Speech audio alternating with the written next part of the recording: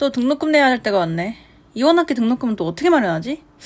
등록금을 내고 나면 돈은 어떻게 모으지? 등록금 고민! 2022년부터 국가장학금이 줄여드립니다.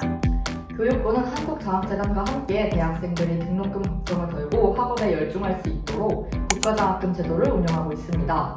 누구나 의지와 능력만 있다면 대학 교육의 기회를 제공받을 수 있도록 하는 소득연계형 국가장학금, 사회 경험도 하고 장학금도 받을 수 있도록 지원하는 국가 근로 및 취업 연계 장학금, 대한민국의 미래를 이끌어갈 준비된 인재들의 꿈을 지원하는 국가 우수 장학금, 기부 사업을 통해 지원하는 푸른등대 기부 장학금 등 다양한 장학금을 제공하고 있습니다.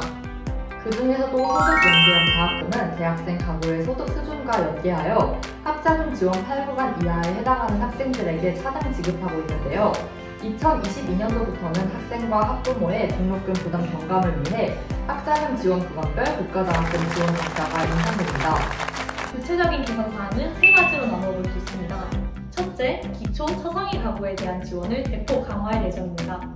기존에는 기초 차상위 가구의 자녀라면 520만원씩을 지원받을 수 있었지만 2022년부터는 선택 가구는 700만원, 둘째 이상부터는 등록금 전액을 지원받을 수 있습니다. 두 번째로 서민 중산층까지 등록금의 절반 이상을 지원하기 위해 5에서 8구간 가구의 국가장학금 지원 단가가 인상됩니다. 학자금 지원 5, 6구간은 368만원에서 390만원으로 인상되었고 7, 8구간은 각각 120만원, 67.5만원에서 모두 350만원으로 대폭 인상되었습니다. 마지막으로 8구간 이하 다자녀 가구의 셋째 이상 자녀의 등록금을 전액 지원합니다. 셋째 이상 자녀는 450만원에서 520만원의 지원을 받을 수 있었지만 2022년부터는 셋째 이상 자녀부터는 전액 지원을 받을 수 있게 됩니다. 대학 등록금, 대학생들에게는 분명 부담이 될 수 있는 금액입니다. 돈을 벌기 위해 학업을 포기해야 하거나 학업에 집중하지 못하는 경우 혹은 학업 외에 다른 일을 하기 어려운 경우도 있는데요. 국가장학금 지원금의 인상으로 인해 그런 경우가 더욱 줄어들고 더 많은 대학생들이 걱정 없이 대학생활을 누릴 수 있을 것이라고 기대됩니다. 그렇다면 실제로 2022년에 등록금 지원 혜택을 보신 분의 인터뷰를 만나보실까요? 평소 국가장학금에 대해 어떻게 생각하셨나요? 막연히 필요한 정책이라고 생각하고는 있었는데 올해 큰아이가 대학교에 진학하면서 그 필요성에 대해 더 확실하게 느꼈습니다. 또한 몇 년 전에 공부를 다시 해야겠다는 생각이 들어서 뒤늦게 대학원에 진학을 했는데 그때 처음으로 한국장학재단을 알게 되었고 장학금을 문의한 결과 대학원에는 국가장학금이 지원되지 않는다는 답변을 들었습니다. 평생교육의 활성화를 위해서 점차적으로 대학원에도 어느 정도 장학금이 지원되면 좋겠다는 생각이 들었습니다. 2022년 국가장학금 혜택이 실질적으로 도움이 되셨나요? 만약 되셨다면 어떻게 혹은 얼마나 되셨는지 말씀해주세요. 큰 도움이 되었습니다. 국가장학금으로 등록금을 지원받은 덕분에 대학생활에 필요한 스마트 기기나 교재 등을 준비할 수 있었습니다. 국가장학금 지원 정도와 방식, 그리고 지원 구간이 적절하다고 생각하시나요? 학기당 장학금을 지원하는 것에 대해서는 별다른 이견이 없습니다. 다만 신입생의 경우 등록금을 내고 나중에 환급받는 방법이 조금 번거롭다는 생각이 들었습니다.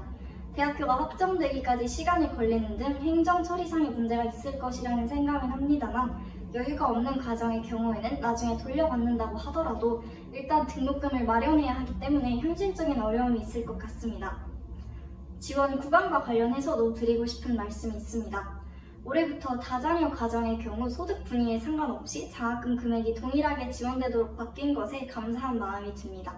그런데 저희는 다른 다자녀 가정보다 조금 더 자녀가 많기 때문에 아이를 양육하는 데 다른 가정에 비해 생활비가 조금 더 듭니다.